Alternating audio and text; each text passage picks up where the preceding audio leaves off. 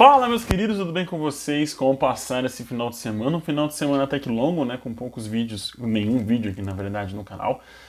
A minha ideia era ter trazido esse vídeo no domingo, mas por questões de descanso, né? Eu preferi trazer esse vídeo hoje para conversar com vocês nesse pré-jogo da seleção brasileira contra o Uruguai e até mesmo para a gente conversar a respeito da seleção brasileira e eu saber a opinião de vocês também.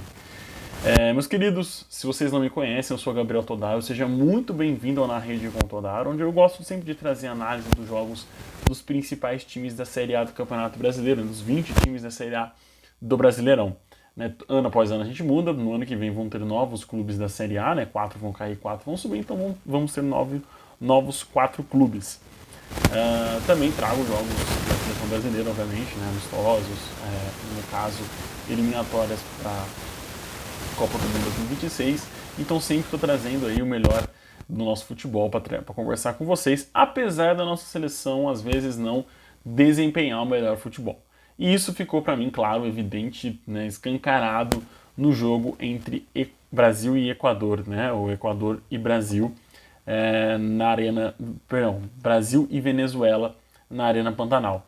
O Brasil foi melhor, amplamente foi melhor no jogo inteiro, criou o jogo inteiro, teve oportunidade no jogo inteiro, apesar de eu não definir as chances como claras, né, manifestas, né, aquelas chances maravilhosas em que o goleiro venezuelano, perdão, tô com o Equador na cabeça, mas que o goleiro venezuelano fez grandes defesas, né, teve que, né, foi uma grande peça do jogo, não foi. O ataque do Brasil é um ataque ineficiente, é um ataque que não consegue converter as suas chances em gol, apesar de criar muitas oportunidades, né?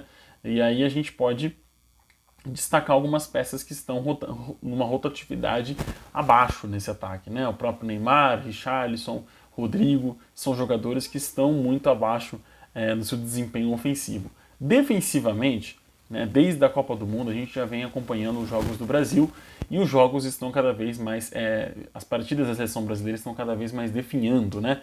O Brasil não joga mais tão bem, não encanta mais tão bem, igual foi no pré-copa de 2022, né? Onde o Tite tomou poucos gols, a seleção do Tite tomou poucos gols, o sistema defensivo era mais consolidado, não sofria tantos sustos, não sofria tantos gols, como eu acabei de falar.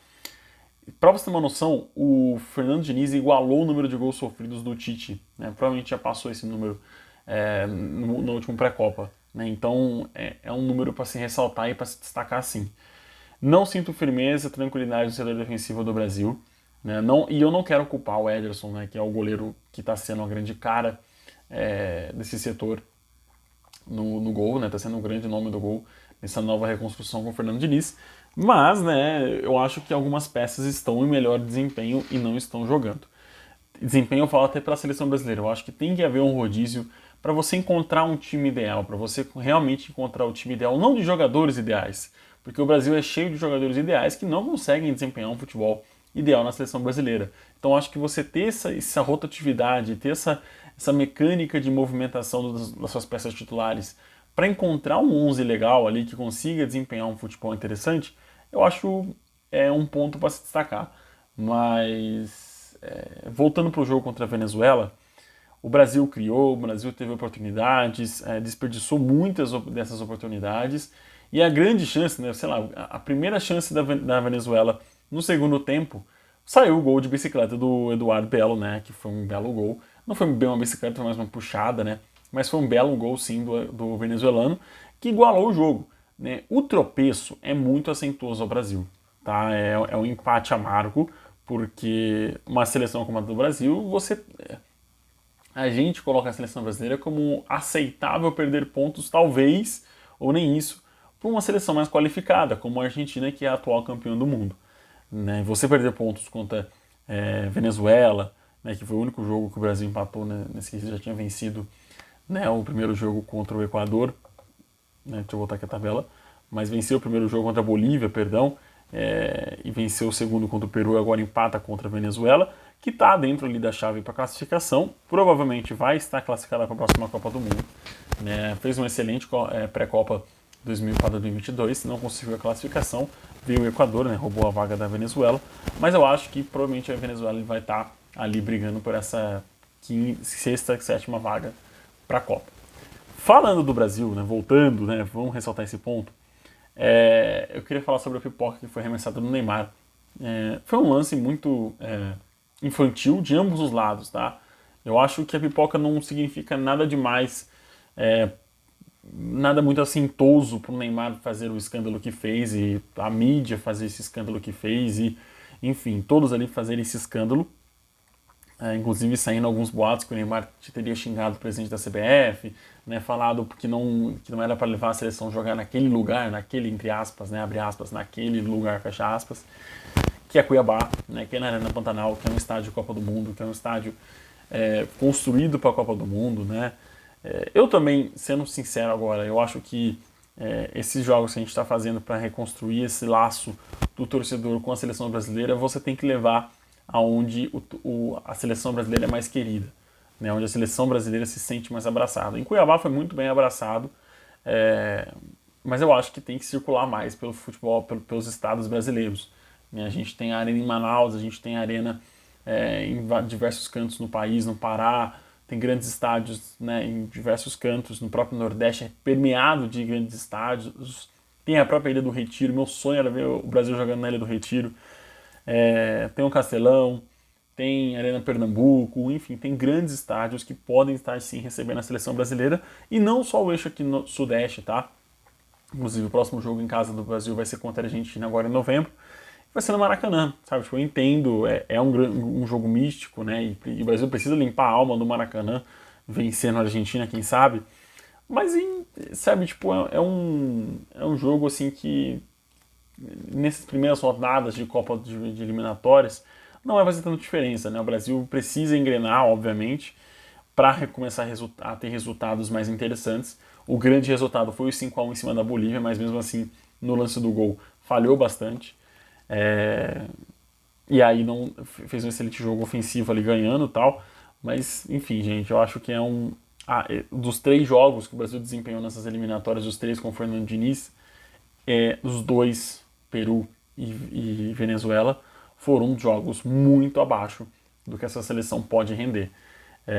Não sei se é a tática do Diniz, eu acho que merece alguns jogos ainda pra gente analisar legal, mas a gente sente que é os jogadores que estão abaixo nessa seleção.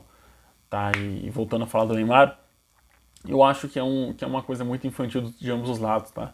O Neymar não precisava ter dado aquele escândalo, foi uma pipoca, só mostra o tamanho do ego que tem na seleção brasileira, a ponto de uma pipoca virar uma tempestade nessa seleção. Eu acho que é uma forma de protesto, xingamentos dos jogadores nem sentem mais, né, sendo envaiados ou não, xingados ou não sentem mais. A pipoca é uma forma de protesto. A pipoca não machuca, a pipoca não faz nada, é pipoca, cara. Enfim, é um gesto de dizer que é pipoqueiro, né? E pior para ele que pegou ar nesse sentido. Eu acho que é uma crítica e ele tem que colocar a mão na consciência, se ele quiser colocar a mão na consciência, né? Porque eu acho que quando a gente fala do Neymar, a gente tem que sempre falar que se ele quiser, né? Porque se ele quisesse, ele já tinha sido o melhor do mundo em pelo menos 2 anos aí dessa lacuna Messi e Cristiano Ronaldo. Não quis, enfim, perdemos um grande craque aí nesse último processo, que poderia ter sido muito mais do que foi, mas é um grande jogador, inevitavelmente é um grande jogador com grande qualidade, que merece esse asterisco, né? Que é um grande jogador, tem grande qualidade, mas não quis ser maior do que é. O Brasil, como eu falei, o Brasil criou, a Venezuela se defendeu, a Venezuela conseguiu arrancar o empate do Brasil no final do jogo, o Brasil fez o primeiro gol com o Gabriel Magalhães, que não fez uma boa partida, né? Assim como todo o setor defensivo e assim como o Casemiro, para mim muito abaixo, e está abaixo na temporada com o Manchester United, então não entendo por que o Diniz o convocou. Há outras peças melhores para o setor de meio campo e que precisam ser testadas, né? Tem os jovens Danilo, João Gomes, André, que precisam e estão pedindo espaço nessa seleção brasileira. Insistirem em cascudos, insistirem em jogadores velhos, talvez não faça tão bem mais para a seleção. Acho que a nova geração, os meninos que estão surgindo, tem essa responsabilidade e consegue carregar muito bem essa responsabilidade com a seleção brasileira. Então, dar essa oportunidade para eles brilharem, talvez seja o caminho certo para esse ciclo até 2026. Tem 3 anos, tem uma Copa América no meio, e eu torço muito que esses jovens, esses garotos, conquistem seu espaço na seleção brasileira. Porque essa geração de 2022, 2018 para mim já está muito batida, já está muito cansada, já está muito desgastada a imagem desses jogadores com a camisa da seleção brasileira. Então, essa renovação e essa reestruturação do sentimento da torcida com a seleção brasileira também precisa estar dentro de campo. O torcedor brasileiro precisa olhar para dentro de campo e sentir confiança na seleção brasileira, e isso não está acontecendo.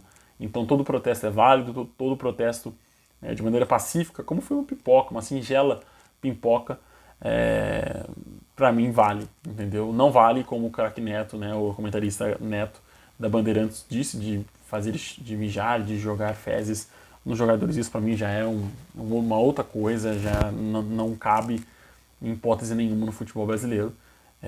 Em qualquer lugar, eu acho, esse tipo de coisa. A pipoca é uma analogia muito singela ao futebol apresentado pela seleção brasileira e ao Neymar, que é um futebol tão barato, mas tão barato, que vale o preço de uma pipoca.